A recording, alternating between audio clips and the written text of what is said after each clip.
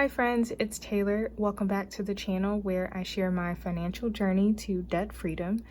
Today we are doing part 3 of my Living Alone on a Budget series, talking about my savings plan.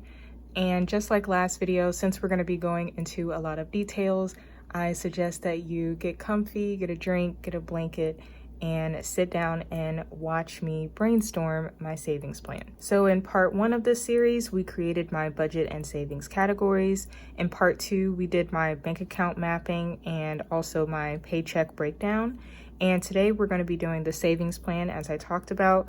We'll be talking a little bit about my 401k, and we'll definitely be talking about my goals and a little bit of my debt, because all 3 of these are going to affect how I create my savings plan. So I think it's important that I touch on each of these. The first thing that I want to do is talk about my goals. This is a screenshot of my goals in Notion, which we will talk about my financial roadmap in Notion at the end of this series, so be sure to stay tuned. And my big 4 financial goals that I have right now are to be debt-free, build a 1-year emergency fund, build my travel sinking fund, and also retire at 50. Now, this is the only one that I haven't really done research for because I don't really have an investment strategy right now. I'm mainly focusing on saving and paying off debt. But you'll see once we get a little bit further down on this canvas that I am still contributing to my 401k, even though I don't really know exactly what my strategy is to retire by 50. So just wanted to put that out there. The next thing I want to do is talk about my debts, because the amount that I'm putting towards my debt takes away from what I can put towards my savings. So I wanted to give you all some context as well as some updates from when we started at the beginning of this series. So the first one is that Nelnet was actually double counting one of my debts. If you all have been following my channel for a while, you have seen me talk about this debt called WF.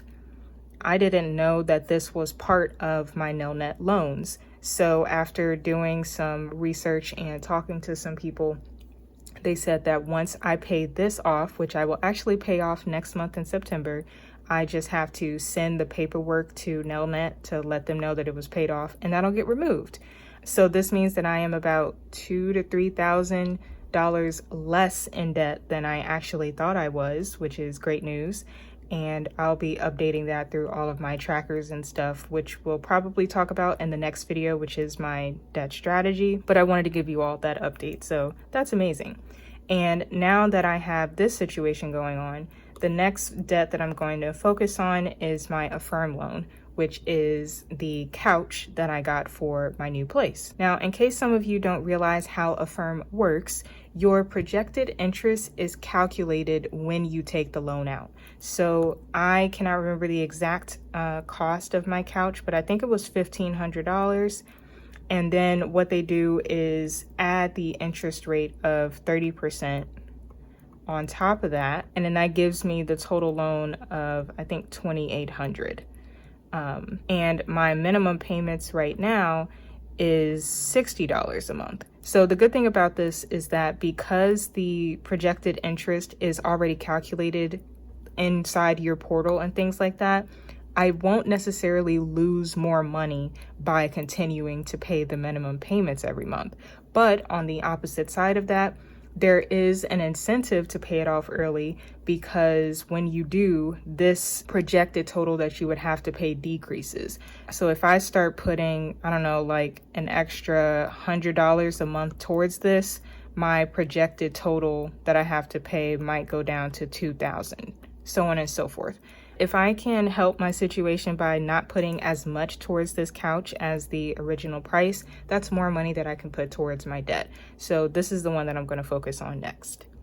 So now that we've gone over my goals and also talked about my debts, I want to talk about my monthly margin, which is going to be the difference between my income and expenses. But this is specifically my after-tax income and my mandatory expenses and deductions. So in part 1 of this video, we talked about what my current income is, And the reason that I'm going directly with my after-tax income is because these are all optional deductions. I did not have to have these taken out of my account, but I chose to make things easier for myself. So I wanted to go with this number here. And then when I talk about my mandatory expenses and deductions, I am talking about, again, after tax, I am choosing to take money out of my paycheck to cover insurance and also my transportation to work, my health savings account, and then for all of my necessary monthly take-home expenses such as rent and utilities and my groceries and things like that. So coming back here to the monthly margin, my after-tax income is $3,245.86. My mandatory expenses and deductions is $2,560.95, and that leaves me with a monthly margin of $684.91. Now, if I was living in a pure survival mindset like I was a couple of years ago, I would just be saving the entirety of this $684.91 that is my monthly margin. But I am choosing to spend on things that I enjoy and that are important to me. So that's going to take some away from what I'm able to contribute to my savings and my debt. And so we have things like my subscriptions, my fund money, and therapy. And then for my 401k contribution, my job contributes up to 2%. So I wanted to make sure that I at least had the minimum that they contribute in order to get essentially twice my contributions each month to my 401k, which will help it grow even faster. So when we subtract these quote unquote fixed expenses from my monthly margin, we're left with $379.78. And if we go back up here to my goals, I have these two that I'm focusing on right now, being debt-free and my 1-year emergency fund. Now, with that $300, I could put all of that towards debt, but then I wouldn't have any savings. And I could put all of it towards savings, but then I might not be on track to be debt-free by this date. So my only choice, given my wants and needs, is to split it. And when we look at the paycheck breakdown that I did in part 2, we see that I'm going to be putting $100 a month into the 1-year fund, $40 into bills, and $25 into the gift sinking fund. That's denoted here with the savings. So then the amount that we have left, when we take the monthly margin and subtract all of these, we're left with $214.78. And I want to point out that the reason that the $214 is $5 higher than what I had here for my debt payments, I decided to take $5 from the laundry. So this is actually now going to be $25 because I just don't need that much for laundry. And then this is actually we're just going to call this the extra debt payments. And that looks kind of terrible, but I hope you all get what I'm saying. Now, all of my expenses listed here under the monthly margin are listed in order of amount. So we see the highest amount is here at the top and the lowest is at the bottom. What I want to do now is make sure that the priority or the rank of these matches up with the goals that we established here. So off to the side, I have just handwritten out those same goals that I just showed you up there. And I just want to double check and make sure that these line up with how much I'm spending. So my first priority goal is to be debt free, and we can see that matches up with the first rank that we have here. The second is to build up a 1-year fund, and that's going to be second. Now, my travel fund is something I'm actually not contributing to right now, which I will explain why later on in the video. So we're just going to kind of skip over it. And then for retiring early at 50, again, that's just a very ambitious goal. That is going to match up with my 401k here. So we're on track for the most part.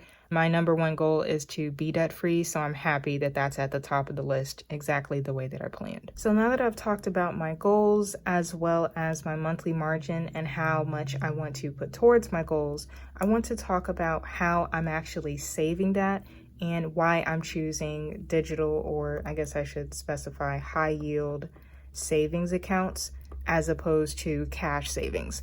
I just realized the A in HYSA stands for account, so I did not need to write this twice. We'll just ignore it.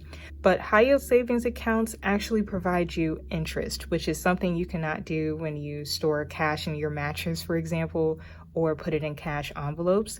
And also high yield savings accounts, when they are at FDIC insured banks, will insure your money up to $250,000. And again, you don't really get that protection when you have cash savings that's not in a high yield savings account. Now, each of these has their own pros and cons, which of course you could do more research on, but these two benefits are the ones that were most important to me. So that's why I am choosing to put my savings into high yield savings accounts. As we continue through my savings plan below, when I say that I'm transferring to certain funds for goals, I am referring to these high yield savings accounts. Now, as a refresher, these are the high yield savings accounts that I talked about in part 1 of this video, which is going to be the 1K emergency fund, the short-term goals, the long-term goals, and the 1-year fund. So a total of 4. And now we're going to get into the meat and potatoes of this video, which is the actual savings plan. I think the way that I want to do this is to have like the time here and then the goal on the left or the right. Wow. Okay, and then we'll just split this in the middle for now. Yeah, we'll see how this goes. As always, okay, I apologize for my handwriting in advance. I'm writing a little weird because of the way I'm recording for the camera. So we are currently in August 2024, and between now and December 2024, I want to focus on my emergency fund. And specifically, we're going to focus on the 1K emergency fund. I just like to have $1,000 on hand at all times that I can use just for immediate emergencies. And I usually don't have emergencies over $1,000, so this is why this is a good goal for me. And when I say that I'm focusing, I mean that any and all extra money in a month goes towards this goal. I should actually be reaching this by November, but I'm gonna give myself a 1-month buffer just in case I need it. Now, after I reach $1,000 in the emergency fund, we'll be in a new year. And so we'll say January 2025. And then we're gonna switch from contributing to the 1K fund to contributing to the 1-year fund. And I can't remember if I clarified this already, but when I say 1-year fund, I mean 1 year of expenses. So I want to put $100 a month towards this. And then to my sinking funds, I want to put $40 a month into bills and $25 into gifts. And I actually want to change the color of my sinking fund so I'm not confused. Let's make it green. There we go. So we'll make my debt purple, and this will be a firm, and we're just gonna say any and all extra money. Now the extra money that we're talking about putting towards debt is over $200 a month. And the original loan for my couch was about $1,500 or $1,600. And if I'm paying it off early and reducing the loan amount, I think I'll be able to pay this off by summer 2025.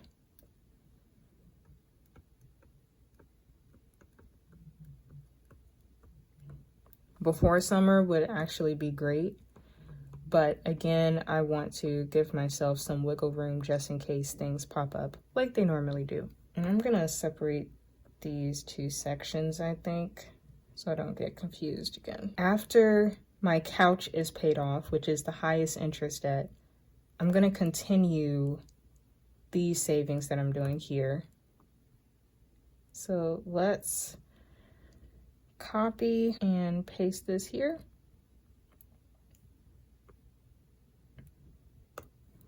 And then in addition to the 1-year fund and the sinking fund, I also want to start contributing to the travel fund. Because like we talked about up here in my goals, that is one of my big 3. So I'd rather start contributing to it sooner rather than later, even if it takes me a while to save up what I need to save. So for the travel fund, I'm not sure how much I would want to put towards it since I'm still going to be on my debt payoff journey, but let's just go with something small like $25 a month. And then we're going to leave it at that for the summer because starting October 2025, my student loan payments resume. And I'm assuming when I say summer 2025 that I pay off this couch, that we're going to be looking at June or July. And then my birthday is in August.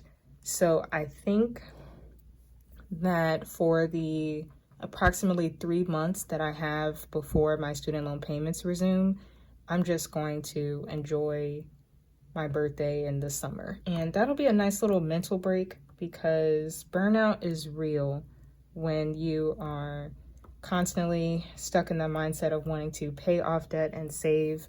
I need to remind myself to take a break every now and again and just reset. And I think doing that in the summer / my birthday will be the perfect time to do that. So once my student loan payments resume, which I should point out that I don't know what the minimum payments are going to be since my total net loans are changing as well as their amounts. I assume it'll be, we'll say 100 because it was originally 150. So yeah, we'll just say 100 as a guess. I'm gonna continue the rest of these as well. I'm not gonna do the whole copy and paste thing. So what I'll do is just do that to say that these will continue. Okay. And then once my student loan payments resume, I'll already be putting like a fixed amount of money towards debt. So we'll just say any and all extra money towards this. Because after summer 2025, the only debts I'll have left are my student loans, which is bittersweet because, you know, that means I'm just one step closer to being debt free. But also, I just really hate looking at my debt and being reminded of how I have to pay this money even though I don't even have a degree. It just, it sucks. And I want to get rid of it. I'm tired of thinking about it and looking at it every day. I'm sure some of you can relate. Okay, I think at this point, we're just going to say that we will continue doing all of this until we are debt free.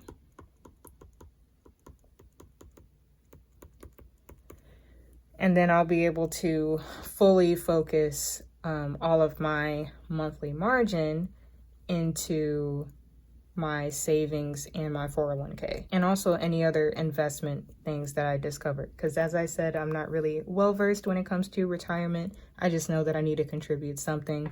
So once I'm debt free, I think that's when I'll start really getting into that strategy. So I want to just do a quick recap of the savings plan we just created. So from now till the end of the year, I'm going to focus on saving $1,000 for my emergency fund.